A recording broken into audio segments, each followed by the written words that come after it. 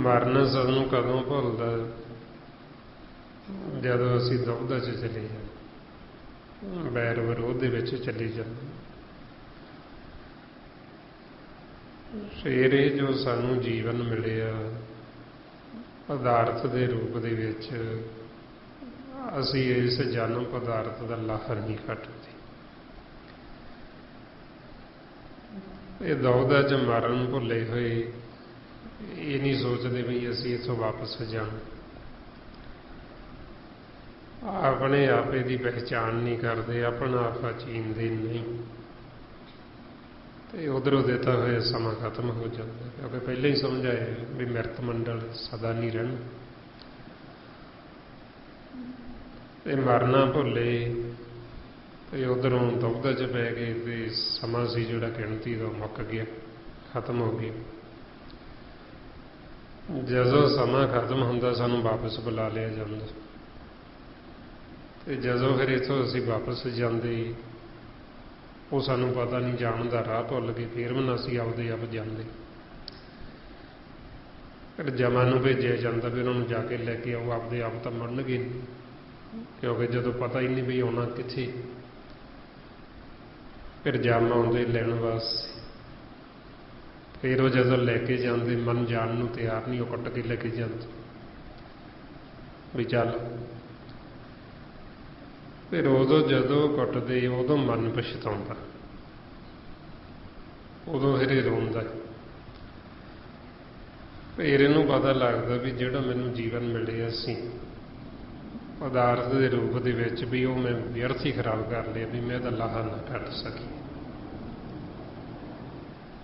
ਮਹਾਰਾਜ ਇਸੇ ਫਿਰ ਫਰਮਾਉਂਦੇ, ਮਰਨ ਲਖਾਏ ਮੰਡਲ ਮੇ ਆਈ, ਜਨਮ ਪਦਾਰਥ ਦੁਬਦਾ ਖੋਵੇ,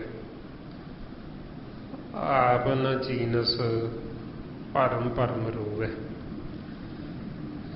ਆਪਣਾ ਆਪ ਚੀਨਿਆ ਨਹੀਂ, ਭਰਮ 'ਚ ਪੈ ਗਈ ਤੇ ਰੋਣਾ ਪਿਆ, ਪਛਤਾਉਣਾ ਪਿਆ। ਹੁਣ ਇਹ ਇੱਕ ਵਾਰ ਨਹੀਂ, ਪਤਾ ਨਹੀਂ ਕਿੰਨੀ ਕੁ ਵਾਰ ਹੋਇਆ ਆਪਣੇ ਨਾਲ।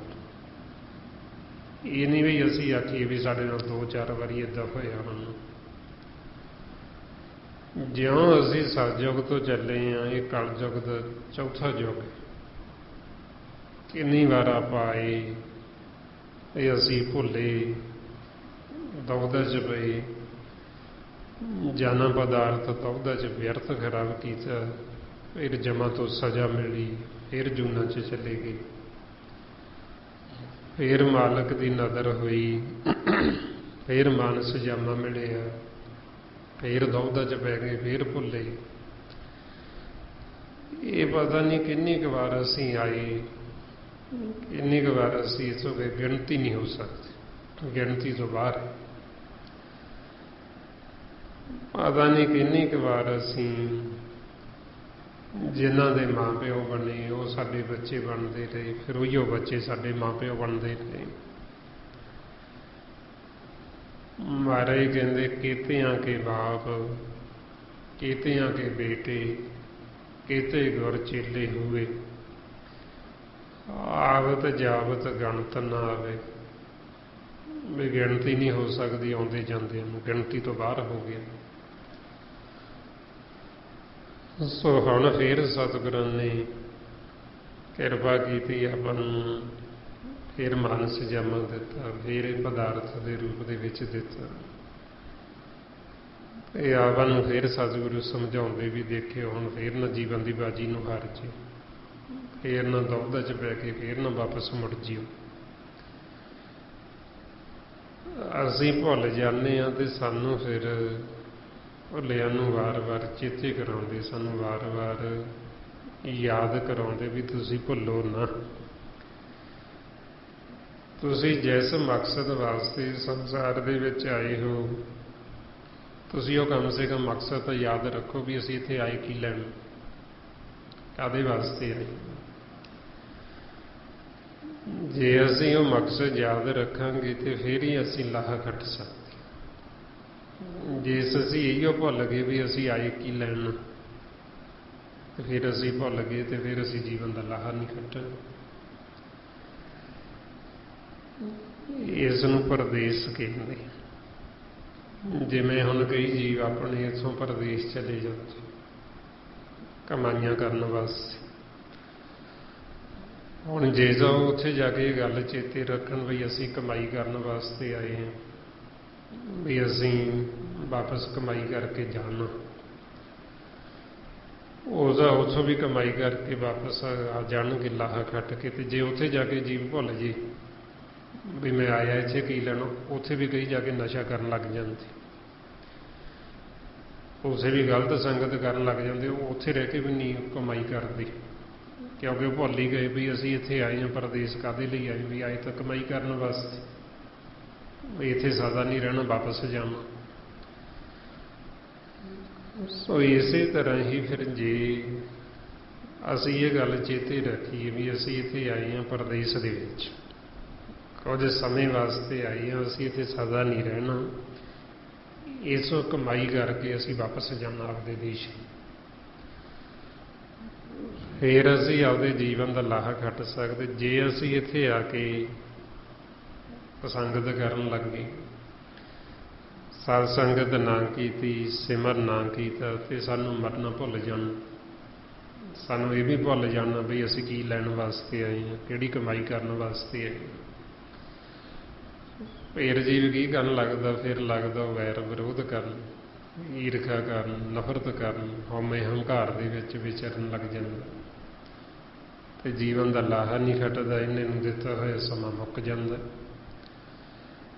ਤੇ ਵਾਪਸ ਫਿਰ ਜੂਨਾਂ ਦੇ ਵਿੱਚ ਫਿਰ ਮੁੜ ਜਾਂਦਾ। ਇਸ ਵਾਸਤੇ ਫਿਰ ਆਪਾਂ ਨੂੰ ਸਾਧੂ ਕਹਿੰਦੇ ਵੀ ਤੁਸੀਂ ਲਾਹਾ ਖੱਟਣ ਲਈ, ਤੇ ਤੁਹਾਡੇ ਜੀਵਨ ਦੀ ਜੋ ਰਹਿਣ, ਜੋ ਸਾਡਾ ਸਮਾਂ, ਸਾਡੀ ਆਰਜ਼ੂ ਉਹ ਬੀਤਦੀ ਜਾ ਰਹੀ ਹੈ। ਮਾਰੇ ਫਰਮਾਉਂਦੇ ਪ੍ਰਾਣੀ ਪੁਆਇਆ ਲਾਹਾ ਲੈਣ, ਲਗਾ ਕਿਤ ਕੋ ਹਕੜੇ ਸਭ ਮੁੱਕਦੀ ਚੱਲੀ ਰਹਿਣ। ਕਿ ਸਾਡਾ ਜੀਵਨ ਜਿਹੜਾ ਇਹ ਬੀਤਦਾ ਜਾ ਰਿਹਾ ਹੈ, ਸਮਾਂ ਰੋਜ਼ ਦੀ ਰੋਜ਼ ਘਟਦਾ ਜਾ ਰਿਹਾ, ਤੇ ਸਾਨੂੰ ਜਿਹੜਾ ਧਨ ਦਿੱਤਾ ਮਾਲਕ ਨੇ ਉਹ ਬੜਾ ਮੁੱਲ ਹੈ, ਉਹ ਬੜਾ ਕੀਮਤੀ। ਜਿਸ ਧਨ ਦੀ ਇਸ ਲੋਕ ਦੇ ਵਿੱਚ ਕੋਈ ਕੀਮਤ ਨਹੀਂ ਦਿੱਤੀ ਜਾ ਸਕਦੀ, ਉਹ ਧਨ ਹੈ ਆਪਣੇ ਕੋਲੇ ਸਵਾਸਾਂ ਦਾ। ਹੁਣ ਇਹ ਜਿਹੜੇ ਸਵਾਸ ਆਪਾਂ ਨੂੰ ਦਿੱਤੇ ਜਾ ਰਹੇ, ਇਹਨਾਂ ਨੂੰ ਮਾਣਕ, ਮੋਤੀ, ਹੀਰੇ, ਜਵਾਹਰਾਤ ਕਹਿੰਦੇ। ਸਾਰੇ ਸੰਸਾਰ ਦੇ ਪਦਾਰਥ ਇਕੱਠੇ ਕਰ ਲਓ, ਜਿੰਨੀ ਧਨ ਦੌਲਤ ਉਹ ਇਕੱਠੀ ਕਰ ਲਓ, ਤੇ ਆਖੋ ਵੀ ਸਾਨੂੰ ਇੱਕ ਸਵਾਸ ਦੇ ਦਿਓ ਜੀ, ਇਹ ਨਹੀਂ ਮਿਲਦਾ, ਕਿਉਂਕਿ ਇਹਨਾਂ ਦੀ ਕੋਈ ਕੀਮਤ ਨਹੀਂ ਦਿੱਤੀ ਜਾ ਸਕਦੀ। ਹੁਣ ਸਾਡੇ ਪਾਸ ਏਡੀ ਵੱਡੀ ਦੌਲਤ ਹੈ, ਅਸੀਂ ਇੰਨੇ ਵੱਡੇ ਧਨਾਟ, ਪਰ ਸਾਨੂੰ ਇਹਦੀ ਕਦਰ ਨਹੀਂ ਹੈ। ਜਦ ਤੱਕ ਸਾਨੂੰ ਗਿਆਨ ਨਹੀਂ ਹੁੰਦਾ, ਸਾਨੂੰ ਸੋਝੀ ਨਹੀਂ ਆਉਂਦੀ, ਅਸੀਂ ਗੁਰੂ ਦੀ ਮੱਤ ਨਹੀਂ ਲੈਂਦੇ, ਸਾਨੂੰ ਇਹਨਾਂ ਸਵਾਸਾਂ ਦੀ ਕੀਮਤ ਦਾ ਹੀ ਨਹੀਂ ਪਤਾ। ਜੀਵ ਕੀ ਕਰਦਾ ਹੈ, ਜਿਹੜੇ ਸਵਾਸ ਰਤਨ ਨੇ, ਇਹ ਰਤਨ ਸੁੱਟੀ ਜਾਂਦਾ ਤੇ ਕੌਡੀਆਂ ਇਕੱਠੀਆਂ ਕੀਤੀ ਜਾਂਦਾ। ਜਿਵੇਂ ਕਿਸੇ ਕੋਲ ਹੀਰੇ ਹੋਣ, ਉਹ ਹੀਰੇ ਸੁੱਟੀ ਜਾਵੇ ਤੇ ਕੌਡੀਆਂ ਝੋਲੀਆਂ ਭਰੀ ਜਾਵੇ, ਇਕੱਠੀਆਂ ਕਰੀ ਜਾਵੇ। ਤੇ ਜਿਹੜਾ ਸਿਆਣਾ ਜੀਵ ਆ ਉਹਨੂੰ ਕੀ ਆਖੇਗਾ ਦੇਖ ਕੇ ਵੀ ਕੰਮ ਲਈਏ, ਵੀ ਇਹ ਜੇ ਜੌਹਰੀ ਨਹੀਂ ਹੋ ਸਕਦਾ, ਇਹਨੂੰ ਪਰਖ ਨਹੀਂ ਹੈ ਵੀ ਜਿਹੜਾ ਮੈਂ ਸੱਟ ਰਿਹਾ ਹੀਰੇ, ਵੀ ਇਹ ਤਾਂ ਬੜੇ ਕੀਮਤੀ, ਬੜਾ ਵੱਡਾ ਮੁੱਲ ਹੈ, ਤੇ ਜਿਹੜੀਆਂ ਇਕੱਠੀਆਂ ਕਰੀ ਜਾਂਦਾ ਕੌਡੀਆਂ, ਤੇ ਇਹਦੇ ਕੌਡੀਆਂ ਦੇ ਕੋਈ ਕੰਮ ਨਹੀਂ ਆਉਣ ਵਾਲਾ। ਫਿਰ ਇਸ ਅਵਸਥਾ 'ਚ ਮਹਾਰਾਜ ਕਹਿੰਦੇ ਖਸਮ ਵਸਾਰ ਆਨ ਕੰਮ ਲਾਗੇ, ਕੌਡੀ ਬਦਲੇ ਰਤਨ ਤੇ ਆਗੇ। ਬਈ ਆਪਣੇ ਖਸਮ ਆਪਦੇ ਪਤੀ ਨੂੰ ਵਿਸਾਰ ਕੇ, ਉਹਦਾ ਸਿਮਰਨ ਛੱਡ ਕੇ ਆਨ ਕੰਮ ਲਾਗੇ, ਹੋਰ ਵਿਚਾਰਾਂ 'ਚ ਫਰਨਿਆਂ 'ਚ ਪੈ ਗਏ, ਦੌਦਾ ਵੈਰ ਵਿਰੋਧ 'ਚ ਚਲੇ ਗਏ, ਈਰਖਾ ਨਫ਼ਰਤ ਦੇ ਵਿੱਚ ਚਲੇ ਗਏ, ਇਹ ਆਨ ਕੰਮ ਨੇ। ਜਿਹੜਾ ਅਸੀਂ ਮਾਲਕ ਦਾ ਸਿਮਰਨ ਛੱਡ ਕੇ ਨਾ ਉਹਦੀਆਂ ਵਿਚਾਰਾਂ ਛੱਡ ਕੇ ਹੋਰ ਸੰਸਾਰ ਦੀਆਂ ਗੱਲਾਂ 'ਚ ਪੈ ਜਾਂਦੇ, ਕਿਸੇ ਦੀ ਨਿੰਦਿਆ ਕਰ ਲਈ, ਕਿਸੇ ਦੇ ਔਗਣ ਫਰੋਲ ਲਏ, ਇਹਨਾਂ ਨੂੰ ਆਨ ਕੰਮ ਆਖੀ। ਬਈ ਦੇਖੋ, ਆਪਦਾ ਘਰ ਦਾ ਕੰਮ ਛੱਡ ਕੇ ਜਿਹੜਾ ਮਾਲਕ ਨੇ ਆਖਿਆ ਉਹਦਾ ਸਿਮਰਨ ਛੱਡ ਕੇ ਹੋਰ ਹੀ ਕੰਮ ਕਰੀ ਜਾਂਦੇ। ਤੇ ਸਿਮਰਨ ਕਰਕੇ ਇਹਨਾਂ ਨੇ ਰਤਨ ਆਪਦੇ ਸਵਾਸ ਜਮ੍ਹਾਂ ਕਰਾਉਣੇ ਸੀ, ਜਿਹਦੇ ਬਦਲੇ ਇਹਨਾਂ ਦੀ ਖੁਰਾਕ ਮਿਲਣੀ ਸੀ ਅੰਮ੍ਰਿਤ ਰਸ, ਜਿਹਦੇ ਬਦਲੇ ਸਾਨੂੰ ਨਾਮ ਰਤਨ ਦੀ ਪ੍ਰਾਪਤੀ ਹੋਣੀ ਸੀ। ਔਰ ਮਹਾਰਾਜ ਕਹਿੰਦੇ ਵੀ ਉਹ ਛੱਡ ਕੇ ਆਪਦੇ ਘਰ ਦਾ ਕੰਮ, ਵੀ ਇਹ ਦੂਸਰੇ ਦੇ ਕੰਮ ਕਰੀ ਜਾਂਦੇ, ਆਨ ਕੰਮ ਕਰੀ ਜਾਂਦੇ, ਕੌਡੀਆਂ ਇਕੱਠੀਆਂ ਕੀਤੀ ਜਾਂਦੇ, ਜਿਹੜਾ ਇਹਨਾਂ ਦੇ ਕਿਸੇ ਕੰਮ ਨਹੀਂ ਆਉਣ ਵਾਲਾ। ਇਸ ਲਈ ਫਿਰ ਸਾਨੂੰ ਸਮਝਾਉਂਦੇ ਵੀ ਇਹ ਜਿਹੜੇ ਅਵਰ ਕਾਜ ਤੁਹਾਡੇ ਕਿਸੇ ਕੰਮ ਆਉਣ ਵਾਲੇ ਨਹੀਂ। ਤੁਸੀਂ ਸਤ ਸੰਗਤ ਦੇ ਵਿੱਚ ਆ ਕੇ ਤੁਸੀਂ ਇਹ ਗਿਆਨ ਸੋਝੀ ਲਵੋ ਤੇ ਤੁਸੀਂ ਸਿਮਰਨ ਕਰੋ, ਨਾਮ ਧਨ ਖੱਟੋ। ਮਹਾਰਾਜ ਕਹਿੰਦੇ ਅਵਰ ਕਾਜ ਤੇਰੇ ਕਿਤੇ ਨਾ ਕਾਮ, ਮਿਲ ਸਾਧ ਸੰਗਤ ਭਜ ਕੇਵਲ ਨਾਮ। ਅਵਰ ਕਾਜ ਕੀ, ਵੀ ਇਹ ਜਿਹੜੀਆਂ ਅਸੀਂ ਸੰਸਾਰ ਦੀਆਂ ਹੋਰ ਗੱਲਾਂ ਕਰਦੇ, ਇਕੱਠੇ ਹੋ ਗਏ ਨਾ ਦੋ ਚਾਰ ਜੀਵ, ਸੰਸਾਰ ਦੀਆਂ ਗੱਲਾਂ ਕਰਨ ਬਹਿ ਜਾਂਦੇ ਵੀ ਆਓ ਢਿੱਡ ਫਰੋਲੀਏ, ਆਓ ਦੁੱਖ ਸੁੱਖ ਕਰੀਏ। ਦੁੱਖ ਸੁੱਖ ਕੀ ਸੰਸਾਰ ਦਾ, ਵੀ ਜਿਹਦੇ ਨਾਲ ਸਾਡੇ ਵਿਚਾਰ ਨਹੀਂ ਮਿਲਦੇ ਉਹਦੀ ਨਿੰਦਿਆ ਕਰ ਲਓ, ਜਿਹਦੇ ਨਾਲ ਵਿਚਾਰ ਮਿਲਦੇ ਉਹਦੀ ਵਡਿਆਈ ਕਰ ਦਿਓ, ਉਹਦੀ ਉਸਤਤ ਕਰ ਦਿਓ ਵੀ ਬੜਾ ਚੰਗਾ। ਜਿਹਦੇ ਨਾਲ ਨਹੀਂ ਮਿਲਦੇ ਉਹਦੀ ਬੁਰਾਈ ਸ਼ੁਰੂ ਕਰ ਲਓ, ਬੜਾ ਮਾੜਾ ਹੈ, ਉਹ ਆਈ ਕਰਦਾ, ਉਹ ਕਰਦਾ। ਇਸ ਨੂੰ ਕਹਿੰਦੇ ਵੀ ਇਹ ਅਸੀਂ ਅਵਰ ਕਾਜ ਕਰਦੇ। ਅਵਰ ਕਾਜ ਹੁੰਦਾ ਵੀ ਦੂਜੇ ਦਾ ਕਰਨਾ, ਕਿਸੇ ਦਾ ਹੋਰ ਬਗਾਨੇ ਦਾ ਕਰਨਾ, ਆਪਦਾ ਨਹੀਂ ਕਰਨਾ, ਦੂਜੇ ਦਾ ਕਰਨਾ। ਜਦੋਂ ਅਸੀਂ ਕਿਸੇ ਦੀ ਉਸਤਤ ਜਾਂ ਨਿੰਦਿਆ ਕਰਦੇ ਹਾਂ, ਇਹ ਅਸੀਂ ਦੋਵੇਂ ਹੀ ਛੱਡਣੀ। ਨਿੰਦਿਆ ਆਪਾਂ ਕਿਸੇ ਦੀ ਕਰਨੀ ਨਹੀਂ ਹੁੰਦੀ, ਤੇ ਉਸਤਤ ਜਿਹੜੀ ਵਡਿਆਈ ਉਹ ਨਿਰੰਕਾਰ ਦੀ ਕਰਨੀ, ਵਾਹਿਗੁਰੂ ਦੀ, ਜਿਹੜਾ ਸਾਨੂੰ ਸਵਾਸ ਦੇ ਰਿਹਾ। ਅਸੀਂ ਹੋਰ ਕਿਸੇ ਦੀ ਵਡਿਆਈ ਤਾਂ ਕਰੀਏ ਜੇ ਸਾਨੂੰ ਕੋਈ ਸਵਾਸ ਦੇ ਕੇ ਜਿਉਂਦਾ ਰੱਖਦਾ ਹੋਵੇ। ਜੇ ਸਾਨੂੰ ਕੋਈ ਸਵਾਸ ਦੇ ਕੇ ਜਿਉਂਦਾ ਨਹੀਂ ਰੱਖ ਸਕਦਾ ਤੇ ਸਾਨੂੰ ਕੋਈ ਹੋਰ ਵੀ ਕੁਝ ਨਹੀਂ ਦੇ ਸਕਦਾ। ਜੇ ਆਪਾਂ ਆਖੀਏ ਵੀ ਅਸੀਂ ਕਿਸੇ ਨੂੰ ਕੁਝ ਦੇ ਸਕਦੇ, ਤੇ ਮਹਾਰਾਜ ਕਹਿੰਦੇ ਪਹਿਲਾਂ ਇਉਂ ਦੱਸੋ ਵੀ ਤੁਸੀਂ ਕਿਸੇ ਨੂੰ ਸਵਾਸ ਦੇ ਕੇ ਜਿਉਂਦਾ ਰੱਖ ਸਕਦੇ? ਤੇ ਆਪਾਂ ਕਹਿੰਦੇ ਵੀ ਇਹ ਤਾਂ ਨਹੀਂ ਕੰਮ ਅਸੀਂ ਕਰ ਸਕਦੇ, ਵੀ ਅਸੀਂ ਕਿਸੇ ਨੂੰ ਸਾਹ ਦੇ ਕੇ ਜਿਉਂਦਾ ਰੱਖ ਲਈਏ।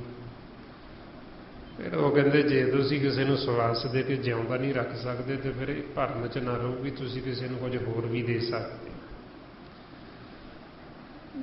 ਜੋ ਮਾਲਕ ਸਾਨੂੰ ਸਵਾਸ ਦੇ ਰਿਹਾ ਹੈ, ਉਹੀਓ ਸਾਡੀ ਪਾਲਣਾ ਪੋਸ਼ਣਾ ਕਰਦਾ, ਉਹੀਓ ਸਾਨੂੰ ਸਾਰਾ ਕੁਝ ਦੇ ਰਿਹਾ। ਇਹ ਸਾਨੂੰ ਭਰਮ ਹੈ ਵੀ ਸਾਨੂੰ ਕੋਈ ਕੁਝ ਦੇ ਸਕਦਾ ਜਾਂ ਅਸੀਂ ਕਿਸੇ ਨੂੰ ਕੁਝ ਦੇ ਸਕਦੇ। ਦਾਦਾ ਦਾਤਾ ਏਕ ਹੈ, ਸਭ ਕੋ ਦੇਵਨਹਾਰ। ਦਾਤਾ ਇੱਕ ਹੀ, ਕੋਈ ਹੋਰ ਦੂਜਾ ਨਹੀਂ। ਇਸ ਵਾਸਤੇ ਫਿਰ ਆਪਾਂ ਨੂੰ ਸਮਝਾਉਂਦੇ ਵੀ ਜੋ ਮਾਲਕ ਸਾਡੀ ਪਾਲਣਾ ਪੋਸ਼ਣਾ ਕਰਦਾ, ਵੀ ਜੇ ਤੁਸੀਂ ਉਸਤਤ ਕਰਨੀ ਤੇ ਉਹਦੀ ਕਰੋ। ਉਸਤਤ ਮਨ ਮੇ ਕਰ ਨਿਰੰਕਾਰ, ਵੀ ਨਿਰੰਕਾਰ ਦੀ ਉਹਦੀ ਮਹਿਮਾ ਕਰੋ, ਉਹਦੀ ਵਡਿਆਈ ਕਰੋ। ਤੇ ਜਿਹੜੀ ਨਿੰਦਿਆ ਉਹ ਕਿਸੇ ਦੀ ਕਰੋ ਨਾ, ਕਿਉਂਕਿ ਉਹ ਕਿਸੇ ਦੀ ਵੀ ਨਹੀਂ ਭਲੀ, ਕਿਸੇ ਦੀ ਚੰਗੀ ਨਹੀਂ। ਨਿੰਦਾ ਭਲੀ ਕਿਸੇ ਕੀ ਨਾਹੀ, ਮਨਮੁਖ ਮੁਗਧ ਕਰਨ, ਮੂੰਹ ਕਾਲੇ ਤਨ ਨਿੰਦਕਨ ਨਰਕੇ ਘੋਰ ਭਵਨ। ਸੋ ਇਹ ਫਿਰ ਆਪਾਂ ਦੋਵੇਂ ਛੱਡਣੀਆਂ, ਉਸਤਤ ਨਿੰਦਾ ਦੋ ਤੇ ਅੱਗੇ ਵੀ ਇਹ ਅਵਰ ਕਾਜ ਨੇ। ਅਵਰ ਕਾਜ ਛੱਡ ਕੇ ਕੀ ਕਰੋ? ਆਪਦਾ ਸਿਮਰਨ ਕਰੋ, ਮਾਲਕ ਦੀ ਵਿਚਾਰ ਕਰੋ।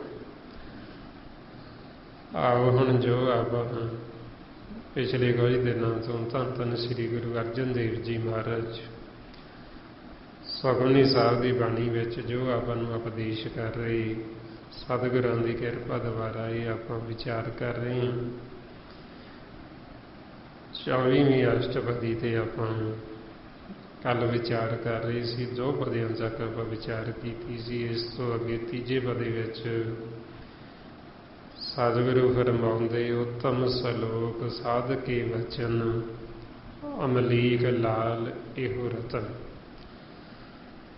साधु जनां दे वचन ने जिहड़े उन्हां दे उत्तम सलोक उत्तम वचन हुंदे।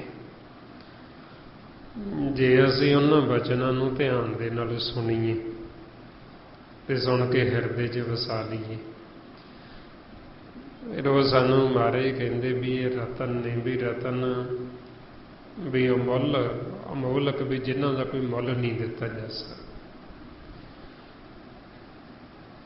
संसार दे विच जिवें कोई अमुल वस्तु हुंदी भी जिहदा कोई मुल ना होवे, इसे तरह ही आपां नूं कहंदे भी साधुआं दे जिहड़े वचन, संतां दे वचन, गुरसिखां दे भगतां दे वचन वो अमलीक रतन ने, लाल ने। सारे संसार की धन दौलत इकट्ठी कर लीए तो असी आखीए भी उन्हां वचनों की असी कीमत दे दीए, उन्होंने असी कीमत नहीं दे सकते। ये हो गए वो वचन ने जिहड़े वो रतन ने। उन्हां रतनां नूं जदों असी हिरदे च वसाउने, असी उन्हां नूं सुणदे हां ते सुण के फिर असी उन्हां नूं कमाउने हां। ਉਹਦੇ ਨਾਲ फिर साडे मन का आधार हो जाता। फिर साडा जिहड़ा इस संसार दे विच आउण जाण दा चक्कर एक मिट जाता है। महाराज कहंदे सुनत कमावत होत आधार, आप तरे लोके निस्तार। बई वो रतन, वो जिहड़े साधुआं दे उत्तम सलोक, वो वचन, जदों असीं उन्हां वचनां नूं सुणदे ध्यान दे नाल जदों सुणांगे, फिर सानूं समझ लगेगी भी वो सानूं की कह रहे हैं, की सानूं समझा रहे हैं। फिर असीं उन्हां नूं सुणांगे ते सुणन तो बाद असीं कमावांगे उन्हां नूं भी हुण असीं इन्हां वचनां नूं मन्नीए। जिवें हुण सतगुरु आपां नूं कहंदे भी किसी दी निंदा ना करो, भी निंदा किसी दी भली नहीं है, सब दी बुरी है। हुण जे असीं इन्हां वचनां नूं मन्नांगे, कमावांगे ते असीं किसी दी निंदा नहीं करांगे। वो सानूं कहंदे किसी नाल दुविधा वैर विरोध ना रखो, असीं इन्हां वचनां नूं कमावांगे, मन्नांगे। कहंदे हउमय हंकार तो रहत रहो ते आपां ही वचन कमाईए। फिर वो कहंदे लोक लज्जा तो उपर उठो ते की करो, सिमरन करो, किन्ना समां दिन रात करो। जदों असीं उन्हां दा वचन कमावांगे, फिर कहंदे सुनत कमावत होत आधार। भी सुण के उन्हां वचनां नूं कमाउणा, ये नहीं भी उन्हां नूं सुण के इत्थे ही छड्ड देण। उन्हां नूं सुण के हिरदे च वसा के फिर उन्हूं मन्नना, उन्हां दी कमाई करना। जे असीं कमाई करांगे, साडा आपदा तां आधार होएगा ही। असीं आप तां तरांगे तरांगे, नाल होर साडे संगी साथी, होर संसार दे विच पता नहीं किन्ने क जीवां दा नाल साडे निस्तारा हो जाए। आप तरे लोके निस्तार, भी वो आप तां तरदा ही है जिहड़ा साधुआं दे वचन कमाउंदा मनदा, बई वो नाल होर लोकां दा भी निस्तारा, उन्हां नूं भी नाल तार लैंदा जिहड़े उहदा संग कर लैंदे, जिहड़े उन्हां दे वचनां नूं मन लैंदे, जिहड़े उन्हां दा संग करदे, उन्हां दा भी नाल छुटकारा हो जांदा। अगे महाराज कहंदे सफल जीवन सफलता का संग, जाके मन लागा हर रंग।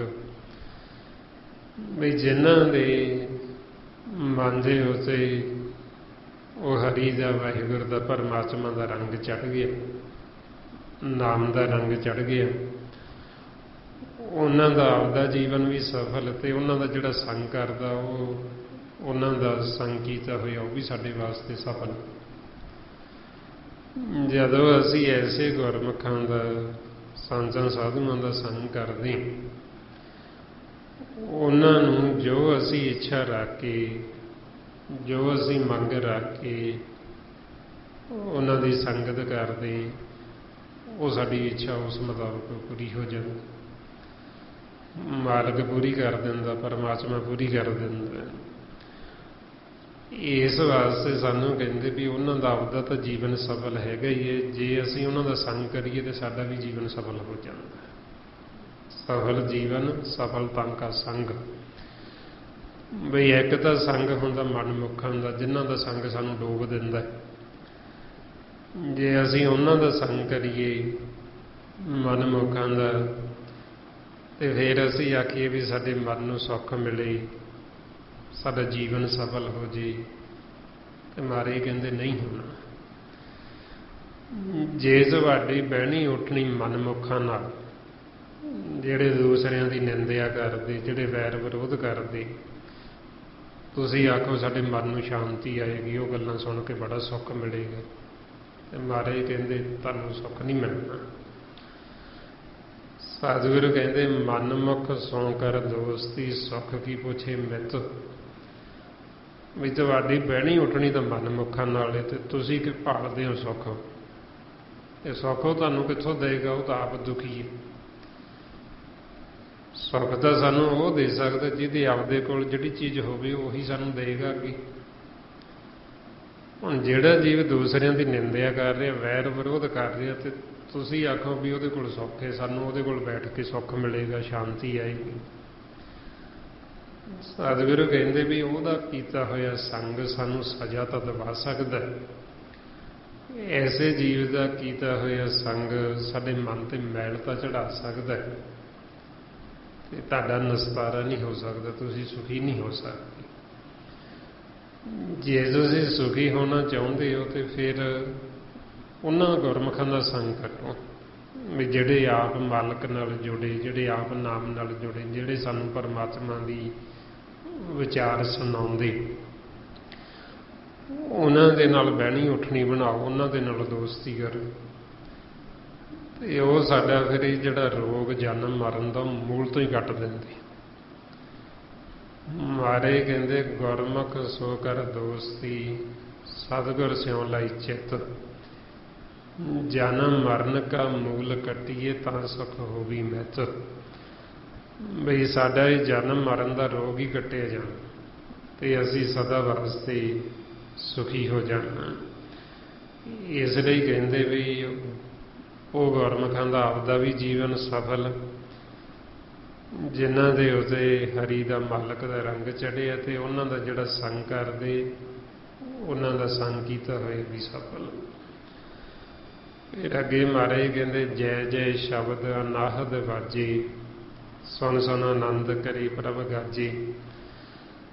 ਵੀ ਉਹਨਾਂ ਗੁਰਮੁਖਾਂ ਦੇ ਅੰਦਰ ਸਦਾ ਹੀ ਉਹ ਅਨਹਦ ਸ਼ਬਦ ਉਹ ਵੱਜਦਾ ਰਹਿੰਦਾ, ਕਿ ਜਿਹੜਾ ਜਿੱਤ ਦਾ ਪ੍ਰਤੀਕ ਹੈ। ਜਿਵੇਂ ਪੁਰਾਣੇ ਸਮਿਆਂ ਦੇ ਵਿੱਚ ਜੀਵ ਸਮੇਤ ਜੱਗ ਕਰਦੇ, ਵੱਡੇ ਵੱਡੇ ਜੱਗ ਕਰਦੇ, ਉਹ ਜੱਗ ਜਦੋਂ ਸੰਪੂਰਨ ਹੋ ਜਾਂਦਾ ਤੇ ਉਹ ਫਿਰ ਸੰਖ ਪੂਰਿਆ ਜਾਂਦਾ, ਬਈ ਇਹ ਜਿਹੜਾ ਜੱਗ ਸੀ ਇਹ ਸੰਪੂਰਨ ਹੋ ਗਿਆ, ਪੂਰਾ ਹੋ ਗਿਆ। ਇਸੇ ਤਰ੍ਹਾਂ ਹੀ ਸਾਡਾ ਜਿਹੜਾ ਕਾਰਜ ਜਦੋਂ ਪੂਰਾ ਹੋ ਜਾਂਦਾ, ਸਫਲ ਹੋ ਜਾਂਦਾ, ਫਿਰ ਸਾਡੇ ਅੰਦਰ ਉਹ ਅਨਹਦ ਬਾਜਾ ਵੱਜਦਾ, ਜਿਹਨੂੰ ਨਾਦ ਕਹਿੰਦੇ, ਸ਼ਬਦ ਗੁਰੂ, ਜਿਹੜਾ ਫਿਰ ਜੈ ਦਾ ਪ੍ਰਤੀਕ ਹੈ, ਵੀ ਇਹਨਾਂ ਦੀ ਜਿੱਤ ਹੋ ਗਈ, ਵੀ ਇਹ ਖੇਲ ਨੂੰ ਜਿੱਤ ਗਏ, ਤੇ ਇਹਨਾਂ ਦਾ ਜਿਹੜਾ ਕਾਰਜ ਸੀ ਉਹ ਪੂਰਾ ਹੋ ਗਿਆ, ਸੰਪੂਰਨ ਹੋ ਗਿਆ। ਉਦੋਂ ਕਹਿੰਦੇ ਜੈ ਜੈ ਸ਼ਬਦ ਅਨਾਹਦ ਵਾਜੇ, ਵੀ ਜੈ ਜੈਕਾਰ, ਵੀ ਜਿੱਤ ਦਾ ਪ੍ਰਤੀਕ ਉਹਨਾਂ ਦੇ ਅੰਦਰ ਲਗਾਤਾਰ ਦਿਨ ਰਾਤ ਇਹ ਅਨਹਦ ਵਾਜਾ ਵੱਜਦਾ ਹੀ ਰਹਿੰਦਾ ਹੈ। ਫਿਰ ਗੁਰਮੁਖ ਉਸ ਅਨਹਦ ਸ਼ਬਦ ਨੂੰ ਸੁਣਦੇ ਹੋਏ ਸੁਣ ਸੁਣ ਆਨੰਦ ਕਰੇ ਪ੍ਰਭ ਗਾਜੇ, ਬਈ ਉਸ ਸ਼ਬਦ ਨੂੰ ਗੁਰਮੁਖ ਸੁਣ ਸੁਣ ਕੇ ਵੀ ਆਨੰਦ ਦੇ ਵਿੱਚ ਰਹਿੰਦੇ, ਸਹਿਜ ਦੇ ਵਿੱਚ ਰਹਿੰਦੇ, ਤੇ ਮਾਲਕ ਉਹਨਾਂ ਦੇ ਅੰਦਰ ਗਰਜਦਾ, ਮਾਲਕ ਉਹਨਾਂ ਦੇ ਅੰਦਰ ਬੋਲਦਾ, ਜਿਸ ਨੂੰ ਮਹਾਰਾਜ ਕਹਿੰਦੇ ਗੁਰ ਸ਼ਬਦੀ ਗੋਬਿੰਦ ਗਰਜਿਆ। ਜਦੋਂ ਮਾਲਕ ਸਾਡੇ ਅੰਦਰ ਗਰਜਦਾ, ਉਹ ਸਾਡੇ ਅੰਦਰ ਬੋਲਦਾ, ਉਹ ਜਿਹੜੀ ਆਵਾਜ਼ ਬੜੀ ਜ਼ਬਰਦਸਤ ਹੁੰਦੀ। ਜਦੋਂ ਹੁਣ ਆਪਾਂ ਇਹ ਸਿਮਰਨ ਕਰਦੇ ਹਾਂ, ਅਭਿਆਸ ਕਰਦੇ ਹਾਂ, ਸਿਮਰਨ ਕਰਦੇ ਕਰਦੇ ਆਪਣਾ ਮਨ ਵਿਚਾਰਾਂ ਤੋਂ ਰਹਿਤ ਹੋ ਜਾਂਦਾ, ਆਪਾਂ ਸਹਿਜ ਵਿੱਚ ਚਲੇ ਜਾਂਦੇ ਹਾਂ। ਕਿਸੇ ਸਮੇਂ ਵੀ ਮਾਲਕ ਸਾਡੇ ਅੰਦਰ ਗਰਜ ਸਕਦਾ, ਕਿਸੇ ਸਮੇਂ ਵੀ ਉਹ ਸਾਡੇ ਅੰਦਰ ਬੋਲ ਸਕਦਾ।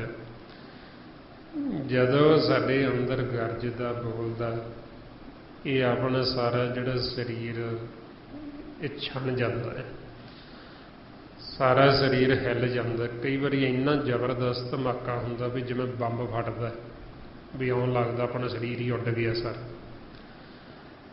ਇਸ ਤਰੀਕੇ ਨਾਲ ਫਿਰ ਉਹ ਸਾਡੇ ਅੰਦਰ ਗਰਜਦਾ ਮਾਲਕ, ਕਿਉਂਕਿ ਉਹ ਜਿਹੜੀ ਸ਼ਬਦ ਜਦੋਂ ਮਾਲਕ ਬੋਲਦੇ, ਉਹ ਅਨਹਦ ਸ਼ਬਦ ਜਿਹਨੂੰ ਕਹਿੰਦੇ ਵੀ ਮਾਲਕ ਗਰਜਿਆ। ਜਿਵੇਂ ਆਪਾਂ ਦੇਖਦੇ ਹਾਂ ਨਾ, ਕਈ ਵਾਰ ਬਾਰਿਸ਼ ਪੈਂਦੀ, ਮੀਂਹ ਪੈਂਦਾ ਅਤੇ ਉਹ ਬਿਜਲੀ ਗਰਜਦੀ ਹੈ।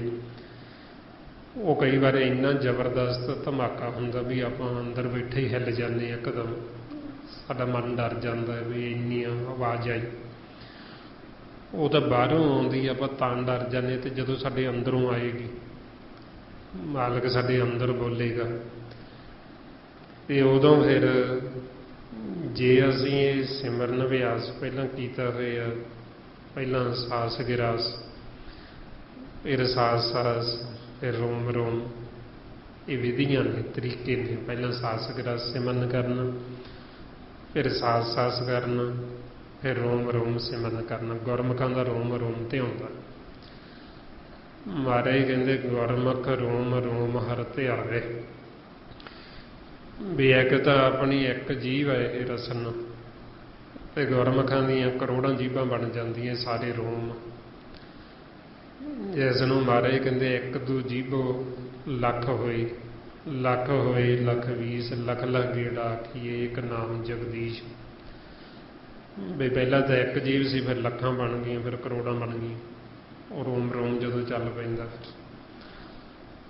ਇਸ ਵਾਸਤੇ ਫਿਰ ਇਹ ਪਹਿਲਾਂ ਆਪਾਂ ਸਿਮਰਨ ਕਰਦੇ ਹਾਂ, ਪੂਰਾ ਸਾਸ ਗਿਰਾਸ ਪਰਪੱਕ ਕਰਦੇ, ਫਿਰ ਸਾਸ ਕਰਦੇ, ਫਿਰ ਰੋਮ ਰੋਮ ਕਰਦੇ ਹਾਂ, ਵੀ ਤਾਂ ਕਿ ਜਦੋਂ ਸਾਡੇ ਅੰਦਰ ਮਾਲਕ ਗਰਜੇ, ਜਦੋਂ ਸਾਡੇ ਅੰਦਰ ਬੋਲੇ, ਜੇ ਅਸੀਂ ਰੋਮ ਰੋਮ ਸਿਮਰਨ ਕੀਤਾ, ਫਿਰ ਉਹ ਜਿੰਨਾ ਦਾ ਸਾਡਾ ਸਰੀਰ ਝੱਲ ਸਕਦਾ ਹੈ, ਉਹ ਸ਼ਕਤੀ ਨੂੰ ਫਿਰ ਅਸੀਂ ਉਨੀ ਜਰ ਲੈਂਦੇ ਹਾਂ। ਬਾਕੀ ਇਹ ਸਾਡੇ ਰੋਮਾਂ ਰਾਹੀਂ ਉਹ ਬਾਹਰ ਨਿਕਲ ਜਾਂਦੀ ਸ਼ਕਤੀ। ਜੇ ਅਸੀਂ ਰੋਮ ਰੋਮ ਸਿਮਰਨ ਨਹੀਂ ਕੀਤਾ ਤੇ ਮਾਲਕ ਗਰਜੇ, ਉਹ ਹੁਣ ਜਦੋਂ ਗਰਜਦਾ, ਉਹ ਅੱਗੇ ਅਸੀਂ ਸਿਮਰਨ ਕੀਤਾ ਨਹੀਂ ਰੋਮ ਰੋਮ, ਤੇ ਉਹ ਸ਼ਕਤੀ ਜਿਹੜੀ ਉਹ ਪਾਵਰ ਜ਼ਿਆਦਾ, ਤੇ ਉਹਨੂੰ ਸਾਡਾ ਸਰੀਰ ਝੱਲ ਨਹੀਂ ਸਕਦਾ। ਫਿਰ ਉਸ ਸਮੇਂ ਜੀਵ ਦਾ ਸੰਤੁਲਨ ਵਿਗੜ ਜਾਂਦਾ। ਕਈ ਜੀਵ ਸੰਸਾਰ ਦੇ ਵਿੱਚ ਬਹੁਤ ਐਸੇ ਹੁੰਦੇ ਜਿਹੜੇ ਪਹਿਲਾਂ ਬਹੁਤ ਗੁਰਬਾਣੀ ਪੜ੍ਹਦੇ, ਬਹੁਤ ਸੇਵਾ ਕਰਦੇ, ਅਤੇ ਉਹਨਾਂ ਦੇ ਅਚਨਚੇਤ ਹੀ ਮਾਲਕ ਕਈ ਵਾਰੀ ਗਰਜ ਜਾਂਦਾ। ਜਦੋਂ ਗਰਜਦਾ ਉਹਨਾਂ ਨੂੰ ਗਿਆਨ ਨਹੀਂ ਹੁੰਦਾ, ਸੋਝੀ ਨਹੀਂ, ਉਹਨਾਂ ਨੇ ਸਤ ਸੰਗਤ ਨਹੀਂ ਕੀਤੀ ਹੁੰਦੀ, ਉਹਨਾਂ ਨੇ ਪ੍ਰੋਪਰ ਸਿਮਰਨ ਕੀਤਾ ਨਹੀਂ ਹੁੰਦਾ, ਵੀ ਸਾਸ ਗਿਰਾਸ, ਫਿਰ ਸਾਸ ਫਿਰ ਰੋਮ ਰੋਮ, ਉਹਨਾਂ ਨੂੰ ਇਹ ਚੀਜ਼ ਦਾ ਗਿਆਨ ਨਹੀਂ ਹੁੰਦਾ। ਉਹ ਜਦੋਂ ਫਿਰ ਸ਼ਬਦ ਚੱਲਦਾ ਤੇ ਉਹਨਾਂ ਦਾ ਦਿਮਾਗੀ ਸੰਤੁਲਨ ਵਿਗੜ ਜਾਂਦਾ। ਜਦੋਂ ਉਹਦਾ ਸੰਤੁਲਨ ਵਿਗੜਦਾ ਦਿਮਾਗੀ ਤੌਰ 'ਤੇ, ਫਿਰ ਉਹ ਸੰਸਾਰ ਦੇ ਵਿੱਚ ਜਿਵੇਂ ਜੀਵ ਆਪਾਂ ਕਹਿ ਦਿੰਦੇ ਵੀ ਇਹ ਕਮਲਾ ਹੋ ਗਿਆ ਜੀ, ਉਹ ਸ਼ਬਦ ਦੁਬਾਰਾ ਜੀਵ ਦਾ ਸੰਤੁਲਨ ਵਿਗੜਿਆ, ਉਹ ਠੀਕ ਵੀ ਨਹੀਂ ਹੁੰਦਾ। ਡਾਕਟਰਾਂ ਕੋਲ ਉਹਦਾ ਕੋਈ ਇਲਾਜ ਹੀ ਨਹੀਂ ਹੈ, ਚਾਹੇ ਉਹ ਦੁਨੀਆ ਦੇ ਕਿਸੇ ਡਾਕਟਰ ਕੋਲ ਚਲਾ ਜਾਵੇ, ਉਹਦਾ ਜੀਵ ਦਾ ਉਹ ਇਲਾਜ ਨਹੀਂ ਕਰ ਸਕਦਾ। ਉਹਦਾ ਇਲਾਜ ਹੋ ਸਕਦਾ ਜੇ ਉਹ ਸਤ ਸੰਗਤ ਕਰੇ, ਗੁਰੂ ਦੀ ਸ਼ਰਨ 'ਚ ਆਵੇ, ਐਸੇ ਗੁਰਮੁਖ ਸੰਤਾਂ ਸਾਧੂਆਂ ਦਾ ਸੰਗ ਕਰੇ, ਫਿਰ ਉਹ ਗਿਆਨ ਦੇ ਕੇ, ਉਹ ਸੋਝੀ ਦੇ ਕੇ, ਫਿਰ ਉਹਦਾ ਸਹੀ, ਉਹ ਦਿਮਾਗੀ ਤੌਰ 'ਤੇ ਵੀ ਠੀਕ ਹੋ ਸਕਦਾ ਹੈ, ਅਤੇ ਉਹਦਾ ਜਿਹੜਾ ਮਨ ਦਾ ਸੰਤੁਲਨ ਉਹ ਵੀ ਠੀਕ ਹੋ ਜਾਂਦਾ। अगे महाराज कहते प्रगटे गोपाल महारत के माथे नानक उधरे तिन के साथी। बई मालक परमात्मा जदों किरपा करदा भी ऐसे गुरमुखां दा सानू संग बख्शिश करदा संतां साधुआं दा, फिर असीं उन्हां दा संग करके असीं उधर जाना। उधर हुंदा भी ये त्रै गुणां तो माया दे विचों जिथे साडा मन पहलां विचारां दे विच भव सागर दे विच डुੱਬਾ होए, असीं उन्हां दा संग करके भव सागर तो बाहर निकल जाते हैं। असीं चौथे पद विच आ जांदे ते जदों चौथे पद च आ गए साडा आधार हो गया, असीं ये माया चों उपर उठ गए। अगे महाराज कहते सरन जोग सुन सरनी आई, कर किरपा प्रभ आप मिलाई। बई ऐसे फिर गुरमुखां दा आपां जदों संग करते हैं सानू वो सोझी देंदे भी परमात्मा की शरण दे विच चले जाओ, मालक वाहिगुरू की शरण च चले जाओ। उदों तो सानू शरण का पता नहीं हुंदा भी असीं परमात्मा की शरण च किवें जाना, उहदी शरण कित्थे है। आपां फिर जदों सत्संगत करते फिर आपां नूं भेत आउंदा जिस नूं महाराज कहंदे सतसंगत शरण तुम्हारी माधो, कि जदों असीं सत्संगत कीती फिर असीं वो परमात्मा वाहिगुरू की शरण च चले गए। शरण दे विच आपां नूं उदों गए कहंदे ने जदों आपां हुणे सिमरन करदे, सिमरन करके आपां विचारां तो फुरनिਆਂ तो रहत मन नूं कर लिया। जदों असीं मन नूं बिल्कुल विचारां तो रहत कर लिया, समझ लो असीं परमात्मा की शरण च बैठ गए। जे साडा मन विचारां च फुरनिਆਂ दे विच फिर असीं शरण च नहीं गए। शरण दे विच जाण दा भाव हुंदा भी असीं बिल्कुल विचारां तो सैंसे फिकरां तो चिंतावां तो रहत हो के असीं विचारां तो रहत हो के बैठ गए। जदों बैठ गए समझ लो परमात्मा की शरण है, वाहिगुरू की शरण है। तो ये फिर शरण दे विच असीं जाने जदों सत्संगत करते हैं, गुरमुख आपां नूं दसदे भी आ विधि द्वारा साहस गिरा सिमरन करो। आप उन्हां दा वचन मनदे होए सिमरन करना शुरू कर देने। सिमरन कीती जाने तो असीं आपदे आप ही विचारां तो रहत हुंदे जाने। सिमरन करदे करदे आपां मालक की शरण च चले गए।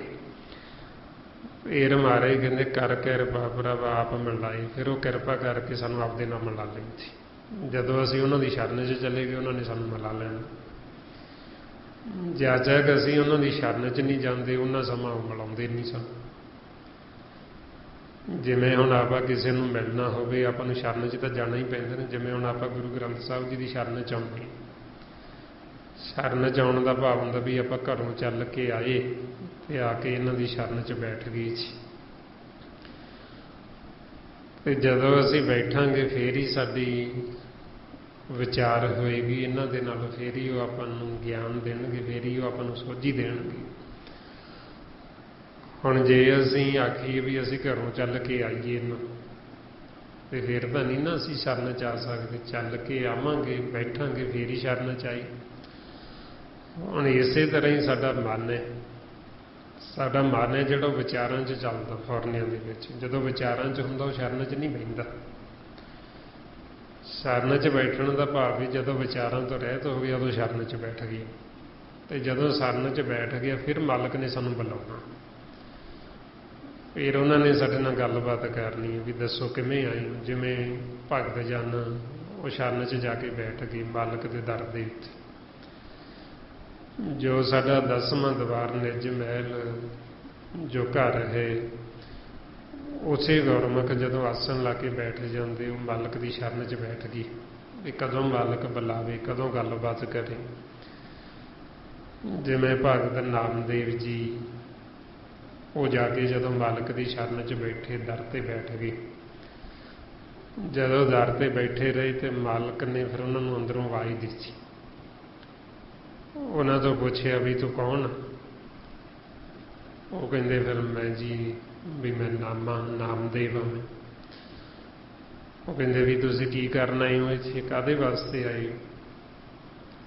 ਉਹ ਕਹਿੰਦੇ ਅਸੀਂ ਤਾਂ ਆਏ ਹਾਂ ਤੁਹਾਡੀ ਸ਼ਰਨ 'ਚ ਵੀ ਸਾਡੇ ਨਾਲ ਨਾਲ ਜੰਮ ਚੱਲਦੇ, ਸਾਨੂੰ ਜਮਾਂ ਦਾ ਡਰ ਬੜਾ ਹੈ, ਸਾਨੂੰ ਇਹਨਾਂ ਤੋਂ ਭੈ ਬੜਾ ਹੁੰਦਾ ਹੈ। ਤੁਸੀਂ ਇਹਨਾਂ ਜਮਾਂ ਦੀ ਫਾਹੀ ਜਿਹੜੀ ਅਸੀਂ ਵਾਰ-ਵਾਰ ਜਨਮ ਮਰਨ 'ਚ ਜਾਂਦੇ ਹਾਂ, ਤੁਸੀਂ ਇਹ ਸਾਡੀ ਫਾਹੀ ਕੱਟ ਦਿਓ, ਤਾਂ ਕਰਕੇ ਅਸੀਂ ਤੁਹਾਡੀ ਸ਼ਰਨ 'ਚ ਆਏ। ਉਹ ਫਿਰ ਜੋ ਉਹਨਾਂ ਦੀ ਵਿਚਾਰ ਹੋਈ ਉਹਨਾਂ ਨੇ ਉਵੇਂ ਗੁਰਬਾਣੀ 'ਚ ਦੱਸ ਦਿੱਤਾ ਆਪਾਂ ਨੂੰ। ਮਹਾਰਾਜ ਨੇ ਉਹਨਾਂ ਨੂੰ ਪੁੱਛਿਆ, ਕਹਿੰਦੇ ਤੂੰ ਕੌਣ ਰੇ? ਉਹ ਅੱਗੇ ਉਹ ਕਹਿੰਦੇ ਮੈਂ ਜੀ ਨਾਮਾ। ਫਿਰ ਮਹਾਰਾਜ ਕਹਿੰਦੇ ਹੋ ਜੀ, ਵੀ ਕੀ ਕਰਨਾ ਹੈ? ਕਹਿੰਦੇ ਆਲਾ ਤੇ ਨਿਵਾਰਨ ਜਮ ਕਾਰਨ। ਜਿਵੇਂ ਆਪਾਂ ਕਿਸੇ ਦੇ ਦਰਵਾਜ਼ੇ ਅੱਗੇ ਜਾਈਏ, ਵੀ ਉਹ ਅੱਗੇੋਂ ਦਰ ਬੰਦ ਕੀਤਾ ਹੋਵੇ ਮਾਲਕ ਨੇ, ਤੇ ਆਪਾਂ ਬਾਹਰ ਖੜਕਾਈਏ ਤੇ ਉਹ ਅੱਗੇੋਂ ਅੰਦਰੋਂ ਆਵਾਜ਼ ਦਿੰਦੇ ਵੀ ਕੌਣ? ਫਿਰ ਆਪਾਂ ਆਪਦਾ ਨਾਮ ਦੱਸਦੇ ਹਾਂ ਵੀ ਅਸੀਂ ਆ ਫਲਾਣੇ ਹਾਂ ਜੀ। ਉਹ ਕਈ ਵਾਰੀ ਅਗਲਾ ਪੁੱਛ ਲੈਂਦਾ ਵੀ ਦੱਸੋ ਕੀ ਕੰਮ ਆ, ਕੀ ਕਰਨਾ ਹੈ? ਉਹ ਫਿਰ ਆਪਾਂ ਦੱਸਦੇ ਵੀ ਇਸ ਵਾਸਤੇ ਆਏ ਜੀ। ਸੋ ਇਸੇ ਤਰ੍ਹਾਂ ਹੀ ਫਿਰ ਜਦੋਂ ਅਸੀਂ ਮਾਲਕ ਦੀ ਸ਼ਰਨ 'ਚ ਬਹਿ ਜਾਂਦੇ ਹਾਂ, ਉਹ ਫਿਰ ਸਾਨੂੰ ਆਵਾਜ਼ ਦੇ ਕੇ ਪੁੱਛਦੇ ਵੀ ਹਾਂਜੀ ਕਿਵੇਂ ਆਏ? ਕਈ ਵਾਰੀ ਸਾਡਾ ਨਾਮ ਲੈ ਕੇ ਆਵਾਜ਼ ਮਾਰ ਲੈਂਦੇ, ਕਈ ਵਾਰੀ ਆਪਾਂ ਨੂੰ ਉੱਦਾਂ ਬੁਲਾ ਲੈਂਦੇ। ਸੋ ਇਸ ਕਰਕੇ ਫਿਰ ਉਦੋਂ ਕਹਿੰਦੇ ਵੀ ਸਰਨ ਜੋਗ ਸੁਣ ਸ਼ਰਨੀ ਆਈ, ਵੀ ਅਸੀਂ ਇਹ ਸੁਣ ਕੇ ਆਏ ਹਾਂ ਵੀ ਜਿਹੜਾ ਤੇਰੀ ਸ਼ਰਨ ਦੇ ਵਿੱਚ ਆਉਂਦਾ ਹੈ ਵੀ ਤੁਸੀਂ ਉਹਨੂੰ ਜੀਵਨ ਮੁਕਤ ਕਰ ਦਿੰਦੇ। ਜਿਹੜਾ ਤੁਹਾਡੀ ਸ਼ਰਨ 'ਚ ਆਉਂਦਾ ਉਹ ਜਨਮ ਮਰਨ ਤੋਂ ਰਹਿਤ ਹੋ ਜਾਂਦਾ। ਇਸ ਕਰਕੇ ਤੁਹਾਡੀ ਸੋਭਾ, ਤੁਹਾਡੀ ਮਹਿਮਾ ਸੁਣ ਕੇ ਤੁਹਾਡੀ ਸ਼ਰਨ 'ਚ ਆਏ ਤੇ ਫਿਰ ਮਾਲਕ ਕਿਰਪਾ ਕਰ ਦਿੰਦੇ, ਉਹ ਪ੍ਰਸੰਨ ਹੋ ਜਾਂਦੇ ਵੀ ਤੁਸੀਂ ਜੇ ਮੇਰੀ ਸ਼ਰਨ 'ਚ ਆਈ ਗਏ ਹੋ ਤੇ ਆਓ ਮਿਲ ਲਓ ਮੈਨੂੰ। ਇਸ ਲਈ ਫਿਰ ਮਹਾਰਾਜ ਕਹਿੰਦੇ ਸਰਨ ਜੋਗ ਸੁਣ ਸ਼ਰਨੀ ਆਈ, ਕਰ ਕਿਰਪਾ ਪ੍ਰਭ ਆਪ ਮਿਲਾਈ। ਵੀ ਕਿਰਪਾ ਕਰਕੇ ਮਾਲਕ ਨੇ ਫਿਰ ਆਪਦੇ ਨਾਲ ਮਿਲਾ ਲਿਆ। ਫਿਰ ਮਹਾਰਾਜ ਕਹਿੰਦੇ ਅੱਗੇ ਕੀ ਲਾਭ ਹੋਇਆ? ਮਿਟ ਗਏ ਬੈਰ ਭਏ ਸਭ ਰੇਨ, ਅੰਮ੍ਰਿਤ ਨਾਮ ਸਾਧ ਸੰਗ ਲੈਨ। ਵੀ ਜਿਹੜਾ ਸਾਡੇ ਅੰਦਰ ਪਹਿਲਾਂ ਵੈਰ ਸੀ, ਵਿਰੋਧ ਸੀ, ਉਹ ਸਭ ਵੈਰ ਵਿਰੋਧ ਮਿਟ ਗਿਆ। ਸਾਡਾ ਮਨ ਇੰਨਾ ਨਿਰਮਲ ਹੋ ਗਿਆ ਵੀ ਸਾਰਿਆਂ ਦੀ ਚਰਨ ਧੂੜੀ ਬਣ ਗਿਆ, ਰੇਨ ਹੋ ਗਿਆ, ਵੀ ਨਿਮਾਣਾ ਹੋ ਗਿਆ, ਨੀਵਾਂ ਹੋ ਗਿਆ। ਮਿਟ ਗਏ ਵੈਰ ਭਏ ਸਭ ਰੇਨ, ਬਈ ਸਾਰੇ ਵੈਰ ਵਿਰੋਧ ਸਹਿਸੇ ਫਿਕਰ ਚਿੰਤਾਵਾਂ ਸਭ ਮਿਟ ਗਈਆਂ, ਸਭ ਖਤਮ ਹੋ ਗਏ। ਫਿਰ ਜਿਹੜਾ ਅੰਮ੍ਰਿਤ ਨਾਮ ਸੀ ਉਸ ਨਾਮ ਦੀ ਪ੍ਰਾਪਤੀ ਹੋ ਗਈ। ਸਾਧ ਸੰਗਤ ਦਾ ਹੀ ਸਾਨੂੰ ਲਾਹਾ ਹੋਇਆ। ਅੰਮ੍ਰਿਤ ਨਾਮ ਸਾਧ ਸੰਗ ਲੈਨ, ਵੀ ਜੋ ਮਾਲਕ ਦਾ ਨਾਮ ਰੂਪੀ ਅੰਮ੍ਰਿਤ ਨਾਮ ਹੈ, ਉਸੇ ਨਾਮ ਦੀ ਮਹਿਮਾ ਸਤਿਗੁਰੂ ਗੁਰਬਾਣੀ 'ਚ ਹਰ ਇੱਕ ਸ਼ਬਦ ਦੇ ਵਿੱਚ ਕਰ ਰਹੇ ਨੇ। ਸਾਧ ਸੰਗਤ ਕਰਕੇ ਫਿਰ ਆਪਾਂ ਉਹ ਨਾਮ ਦੀ ਪ੍ਰਾਪਤੀ ਕਰ ਲਈ ਤੇ ਉਹ ਨਾਮ ਤੱਕ ਪਹੁੰਚ ਗਏ। ਫਿਰ ਮਹਾਰਾਜ ਕਹਿੰਦੇ ਸੋ ਪ੍ਰਸੰਨ ਭਏ ਗੁਰਦੇਵ, ਪੂਰਨ ਹੋਈ ਸੇਵਕ ਕੀ ਸੇਵ। ਵੀ ਸਾਡੇ ਉੱਤੇ ਗੁਰੂ ਸੀ ਜੋ ਪੂਰਾ ਪ੍ਰਸੰਨ ਹੋ ਗਏ, ਪੂਰੇ ਖੁਸ਼ ਹੋ ਗਏ ਜਦੋਂ ਉਹਨਾਂ ਦੀ ਸ਼ਰਨ 'ਚ ਆ ਗਏ। ਫਿਰ ਜਿਹੜੇ ਸੇਵਕ ਦੀ ਸੇਵਾ ਸੀ ਉਹ ਪੂਰੀ ਹੋ ਗਈ। ਪੂਰਨ ਹੋਈ ਸੇਵਕ ਕੀ ਸੇਵ। ਵੀ ਸਾਡੀ ਸੇਵਾ ਕਦੋਂ ਪੂਰੀ ਹੁੰਦੀ? ਵੀ ਜਦੋਂ ਸਾਨੂੰ ਉਹ ਚੀਜ਼ ਦੀ ਪ੍ਰਾਪਤੀ ਹੋ ਜਾਂਦੀ। ਜਿਵੇਂ ਸੰਸਾਰ ਦੇ ਵਿੱਚ ਜੀਵ ਕਹਿੰਦਾ ਨਾ ਬਈ ਉਹ ਕੋਈ ਸੇਵਾ ਕਰਦਾ ਤੇ ਉਹਨੂੰ ਉਹ ਸੇਵਾ ਜਿਹੜੀ ਮੰਗ ਰੱਖ ਕੇ ਕਰਦਾ ਉਹਦੀ ਇੱਛਾ ਪੂਰੀ ਹੋ ਜਾਂਦੀ, ਕਹਿੰਦੇ ਇਹਨੂੰ ਸੇਵਾ ਦਾ ਫਲ ਮਿਲ ਗਿਆ ਜੀ। ਉਹਦਾ ਅਸੀਂ ਆਪਦੀ ਮੱਤ ਦੁਆਰਾ ਕਹਿੰਦੇ ਹਾਂ ਸੰਸਾਰ ਦੇ ਵਿੱਚ, ਜਿਵੇਂ ਵੀ ਜੇ ਸਾਡਾ ਕਾਰੋਬਾਰ ਵਧੀਆ ਚੱਲ ਪਿਆ ਅਸੀਂ ਕਹਿੰਦੇ ਹਾਂ ਸਾਨੂੰ ਇਹ ਸੇਵਾ ਦਾ ਫਲ ਮਿਲ ਗਿਆ। ਅਸੀਂ ਘਰ-ਬਾਰ ਵਧੀਆ ਬਣਾ ਲਿਆ, ਇਹ ਸਾਨੂੰ ਸੇਵਾ ਦਾ ਫਲ ਮਿਲ ਗਿਆ। ਸਾਡੇ ਬੱਚੇ ਹੋ ਗਏ, ਧੀਆਂ ਪੁੱਤਰ ਹੋ ਗਏ, ਇਹ ਫਲ ਮਿਲ ਗਏ। ਇਹ ਫਲ ਫੁੱਲ ਨਹੀਂ ਹੈ, ਇਹ ਤਾਂ ਅਸੀਂ ਆਪਦੀ ਮੱਤ ਦੁਆਰਾ ਕਹਿੰਦੇ। ਇਹਦਾ ਸੰਸਾਰ 'ਚ ਜਿਹੜਾ ਨਹੀਂ ਵੀ ਕਰਦਾ ਉਹਨਾਂ ਦੇ ਵੀ ਹੋ ਜਾਂਦੇ। ਫਲ ਹੁੰਦਾ ਹੈ ਨਾਮ, ਮਾਲਕ ਦੇ ਨਾਲ ਮਿਲਾਪ ਕਰਨਾ, ਇਹ ਫਲ ਹੈ। ਇਹ ਹੈ ਸੇਵਾ ਵੀ ਜਿਹੜਾ ਸਾਡਾ ਅਸਲ ਕਾਰਜ ਹੈ ਵੀ ਉਹ ਸਾਡਾ ਸੰਪੂਰਨ ਹੋ ਗਿਆ, ਉਹ ਸਾਡਾ ਪੂਰਾ ਹੋ ਗਿਆ। ਉਹ ਉਦੋਂ ਹੁੰਦਾ ਵੀ ਜਦੋਂ ਅਸੀਂ ਸਤਸੰਗਤ ਕਰਦੇ ਹਾਂ, ਜੋ ਸਾਨੂੰ ਗੁਰੂ ਬਚਨ ਕਹਿ ਰਹੇ ਅਸੀਂ ਉਹਨਾਂ ਬਚਨਾਂ ਨੂੰ ਕਮਾਉਂਦੇ ਹਾਂ, ਫਿਰ ਉਹ ਗੁਰੂ ਸਾਡੇ ਤੇ ਪੂਰਾ ਪ੍ਰਸੰਨ ਹੋ ਜਾਂਦੇ, ਖੁਸ਼ ਹੋ ਜਾਂਦੇ। ਜਿਵੇਂ ਮਹਾਰਾਜ ਕਹਿੰਦੇ ਵੀ ਕਿਹੜਾ ਗੁਰਸਿੱਖ ਗੁਰੂ ਨੂੰ ਭਾਉਂਦਾ, ਕਿਹਦੇ ਤੇ ਪ੍ਰਸੰਨ ਹੁੰਦੇ। ਉਹ ਆਪਾਂ ਨੂੰ ਨਿਸ਼ਾਨੀ ਦੱਸਦੇ, ਜੋ ਸਾਸ ਗਿਰਾਸ ਧਿਆਈ ਮੇਰਾ ਹਰ ਹਰ, ਸੋ ਗੁਰਸਿੱਖ ਗੁਰੂ ਮਨ ਭਾਵੇ। ਕਿ ਉਹ ਗੁਰਸਿੱਖ ਗੁਰੂ ਦੇ ਮਨ ਨੂੰ ਭਾ ਜਾਂਦਾ ਵੀ ਜਿਹੜਾ ਸਾਸ ਗਿਰਾਸੇ ਮਨ ਕਰਦਾ। ਫਿਰ ਇਸ ਤਰ੍ਹਾਂ ਜਦੋਂ ਅਸੀਂ ਗੁਰੂ ਨੂੰ ਭਾ ਗਏ, ਉਹ ਸਾਡੇ ਤੇ ਟੁੱਟ ਗਿਆ, ਉਹ ਸਾਡੇ ਤੇ ਪ੍ਰਸੰਨ ਹੋ ਗਏ, ਫਿਰ ਉਹ ਸਾਨੂੰ ਸਤਿਗੁਰਾਂ ਦੀ ਸੇਵਾ ਤੇ ਲਾ ਦਿੰਦੇ। ਸਤਿਗੁਰ ਦੀ ਸੇਵਾ ਹੁੰਦੀ ਪਰਮਾਤਮਾ ਦੀ ਦੇਖ ਦੇਖ ਕੇ, ਮਾਲਕ ਨੂੰ ਅਸੀਂ ਦੇਖੀ ਜਾਣਾ, ਦੇਖ ਦੇਖ ਕੇ ਸਾਡੀ ਸੇਵਾ। ਤੇ ਜਦੋਂ ਸਾਡੀ ਜੋਤ 'ਚ ਜੋਤ ਮਿਲ ਗਈ ਤੇ ਸਾਡੀ ਸੇਵਾ ਸੀ ਜਿਹੜੀ ਉਹ ਪੂਰਨ ਹੋ ਗਈ, ਸੰਪੂਰਨ ਹੋ ਗਈ। ਇਸ ਵਾਸਤੇ 'ਚ ਕਹਿੰਦੇ ਪੂਰਨ ਹੋਈ ਸੇਵਕ ਕੀ ਸੇਵ, ਵੀ ਜਿਹੜਾ ਮਾਲਕ ਦਾ ਸੇਵਕ ਸੀ ਉਹਦੀ ਸੇਵਾ ਪੂਰਨ ਹੋ ਗਈ। ਕਦੋਂ? ਜਦੋਂ ਜੋਤ 'ਚ ਜੋਤ ਮਿਲ ਗਈ, ਜਦੋਂ ਸਾਡਾ ਆਪਾ ਭਾਵ ਮਿਟ ਗਿਆ, ਅਸੀਂ ਮਾਲਕ ਦੇ ਸਨਮੁਖ ਹੋ ਕੇ ਜੋਤ 'ਚ ਜੋਤ ਮਿਲਾਤੀ, ਤੇ ਉਦੋਂ ਕਹਿੰਦੇ ਇਹਨਾਂ ਦੀ ਸੇਵਾ ਸੰਪੂਰਨ ਹੋ ਗਈ। ਸੋ ਫਿਰ ਉਹ ਸੇਵਾ ਦੇ ਨਾਲ ਮਾਰੇ ਕਹਿੰਦੇ ਵੀ ਸਾਨੂੰ ਕੀ ਲਾਹਾ ਮਿਲਦਾ। ਆਲ ਜੰਜਾਲ ਬਕਾਰ ਤੇ ਰਹਿਤੇ, ਰਾਮ ਨਾਮ ਸੁਨ ਰਸਨਾ ਕਹਤੇ। ਬਈ ਫੇਰ ਜਿਹੜੇ ਆਲ ਜੰਜਾਲ, ਜਿਹੜੇ ਸਾਡੇ ਭਰਮ ਭੁਲੇਖੇ ਹੁੰਦੇ, ਇਹਦੇ ਸਾਰੇ ਸਾਡੇ ਮਿਟ ਜਾਂਦੇ। ਜੋ ਬਕਾਰ, ਜੋ ਅਸੀਂ ਵੈਰ ਵਿਰੋਧ 'ਚ ਜਾਂਦੇ ਹਾਂ, ਜੋ ਅਸੀਂ ਹਉਮੈ ਹੰਕਾਰ 'ਚ ਜਾਂਦੇ ਹਾਂ, ਜੋ ਅਸੀਂ ਨਿੰਦਿਆ ਚੁਗਲੀ ਕਰਦੇ ਹਾਂ, ਇਹ ਸਾਰੇ ਬਕਾਰਾਂ ਤੋਂ ਅਸੀਂ ਰਹਿਤ ਹੋ ਜਾਂਦੇ ਹਾਂ। ਫਿਰ ਆਪਾਂ ਕਿਸੇ ਦੀ ਨਿੰਦਿਆ ਨਹੀਂ ਕਰਾਂਗੇ, ਕਿਸੇ ਨੂੰ ਮਾੜਾ ਨਹੀਂ ਆਖਾਂਗੇ, ਕਿਸੇ ਦੇ ਨਾਲ ਸਾਡਾ ਕੋਈ ਵੈਰ ਵਿਰੋਧ ਰਹਿ ਨਹੀਂ ਜਾਂਦਾ। ਇਸੇ ਨੂੰ ਹੀ ਫਿਰ ਮਹਾਰਾਜ ਆਲ ਜੰਜਾਲ ਕਹਿੰਦੇ ਵੀ ਜਿਹੜੇ ਆਲ ਜੰਜਾਲ ਹੋਰ ਸਾਨੂੰ ਪਏ ਹੋਏ ਸੀ, ਉਹਨਾਂ ਤੋਂ ਅਸੀਂ ਰਹਿਤ ਹੋ ਗਏ, ਇਹਨਾਂ ਬਕਾਰਾਂ ਤੋਂ ਰਹਿਤ ਹੋ ਗਏ। ਤੇ ਹੋਇਆ ਕਿਵੇਂ? ਰਾਮ ਨਾਮ ਸੁਨ ਰਸਨਾ ਕਹਤੇ, ਵੀ ਮਾਲਕ ਦਾ ਨਾਮ ਸਿਮਰਨ ਕਰ ਕਰਕੇ, ਰਸਨਾ ਦੁਬਾਰਾ ਜਪ ਜਪ ਕੇ, ਤੇ ਉਹ ਨਾਮ ਅੰਦਰ ਪ੍ਰਗਟ ਹੋਇਆ। ਉਹ ਨਾਮ ਨੂੰ ਸੁਣ ਸੁਣ ਕੇ ਇਹ ਸਾਡੇ ਜਿਹੜੇ ਵਕਾਰ ਸੀ, ਵਕਾਰ ਜਾਂਦੇ ਲੱਗੇ, ਤੇ ਮਨ ਸੀ ਜਿਹੜਾ ਉਹ ਸ਼ੁੱਧ ਹੋ ਗਿਆ, ਨਿਰਮਲ ਹੋ ਗਿਆ। ਅੱਗੇ ਮਹਾਰਾਜ ਕਹਿੰਦੇ ਕਰ ਪ੍ਰਸਾਦ ਦਇਆ ਪ੍ਰਭ ਧਾਰੀ, ਨਾਨਕ ਨਿਭਹੀ ਖੇਪ ਹਮਾਰੀ।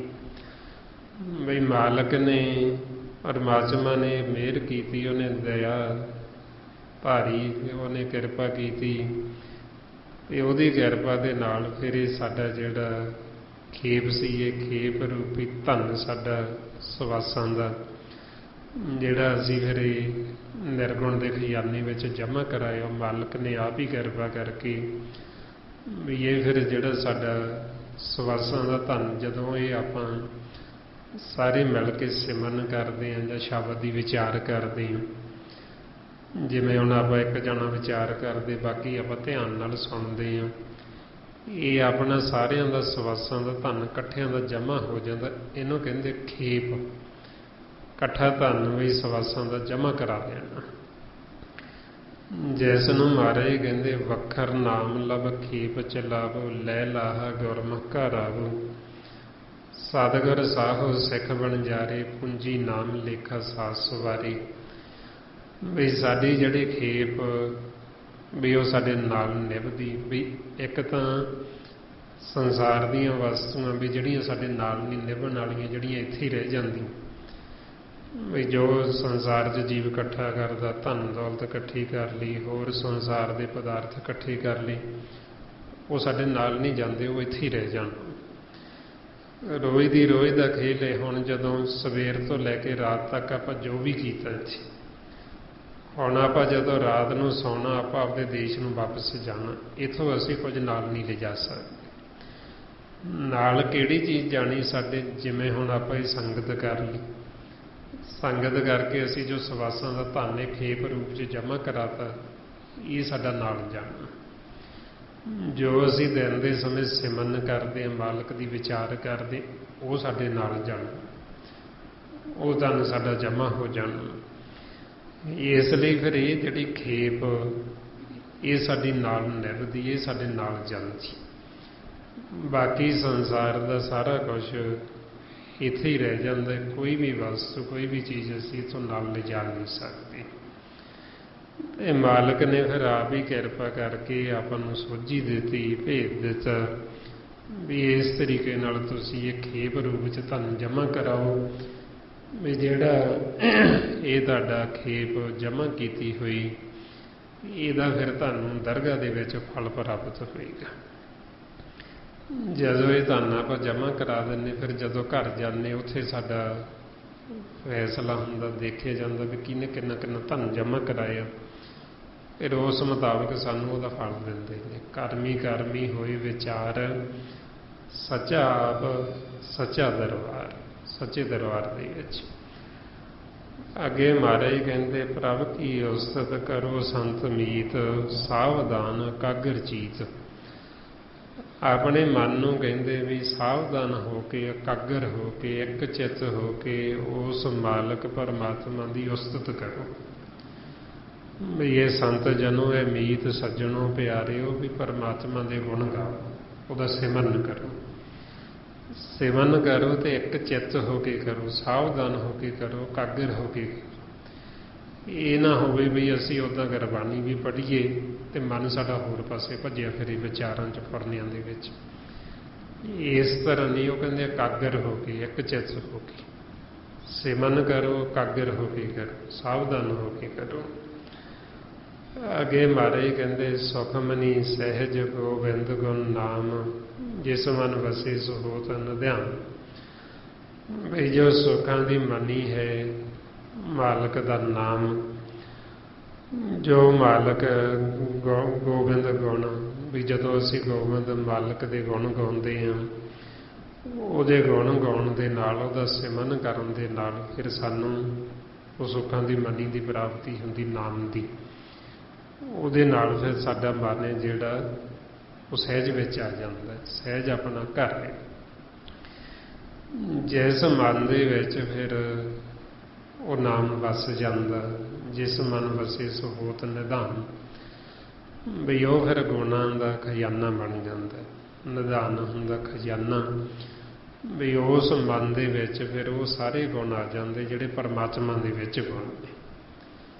ਜਿਵੇਂ ਮਾਲਕ ਆਪ ਗੁਣਾਂ ਦਾ ਖਜ਼ਾਨਾ, ਇਸੇ ਤਰ੍ਹਾਂ ਹੀ ਫਿਰ ਜਿਹੜੇ ਭਗਤ ਉਹ ਵੀ ਗੁਣਾਂ ਦਾ ਖਜ਼ਾਨਾ ਹੋ ਜਾਂਦੇ। ਉਹਨਾਂ ਦੇ ਵਿੱਚ ਵੀ ਉਹੀ ਗੁਣ ਪਰਮਾਤਮਾ ਵਾਲੇ ਉਹ ਪ੍ਰਗਟ ਹੋ ਜਾਂਦੇ। ਅੱਗੇ ਮਹਾਰਾਜ ਕਹਿੰਦੇ, ਸਰਬ ਇੱਛਾ ਤਾਂ ਕੀ ਪੂਰਨ ਹੋਏ, ਪ੍ਰਧਾਨ ਪੁਰਖ ਪ੍ਰਗਟ ਸਭ ਲੋਏ।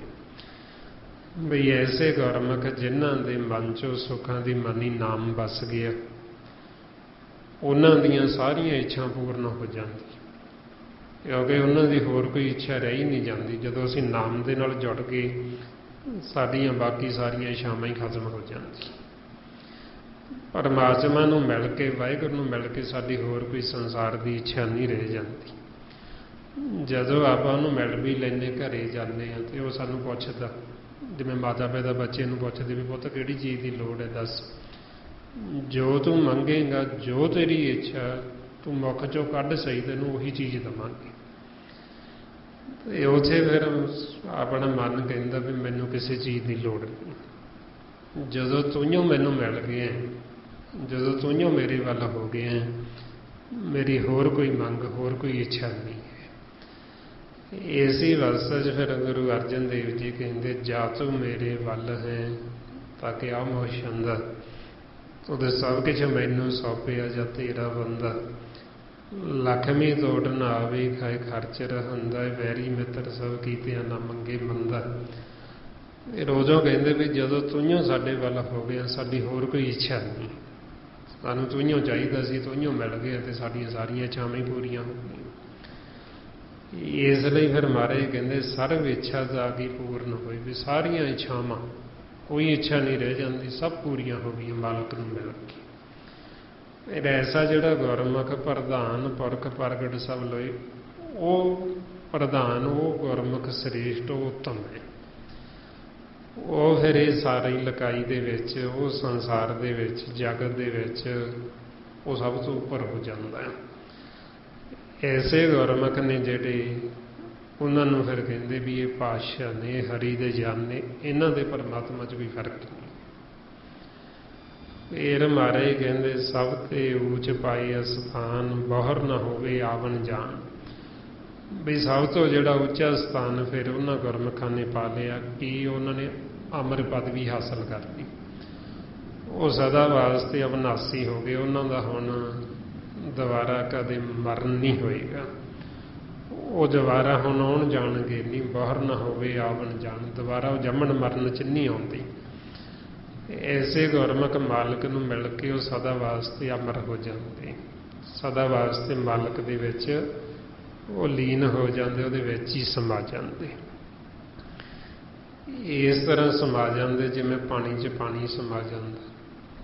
महाराज कहते गुर किरपा जे नरको कीनी, ऐ जगत पछानी, नानक लीन भयो गोविंद स्यों, ज्यों पानी संग पानी।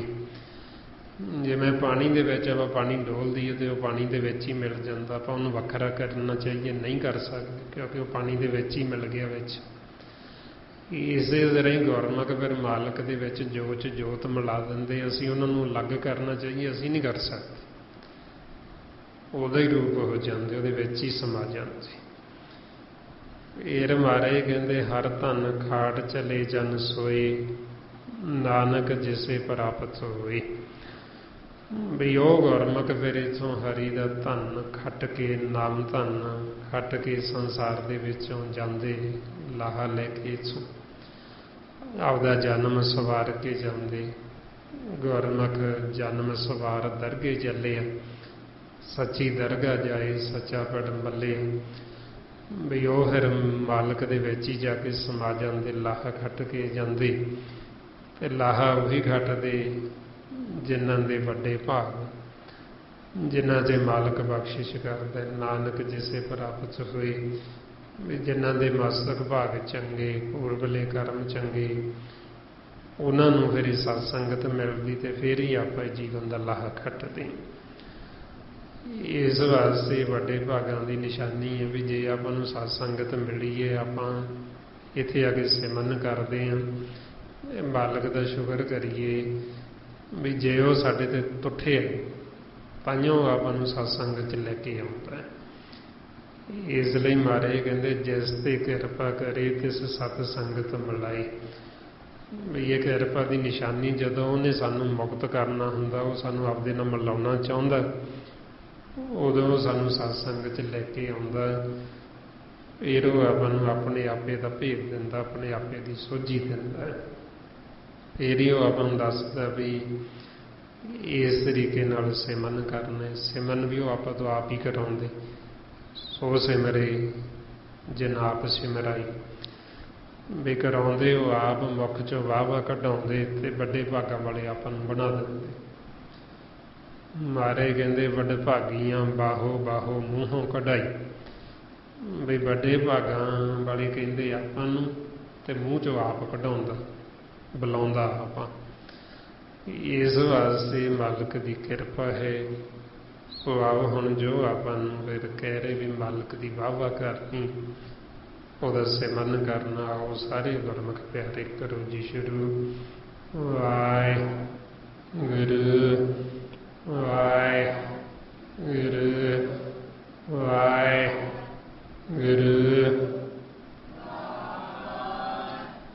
वाहिगुरू जी का खालसा, वाहिगुरू जी की फतेह।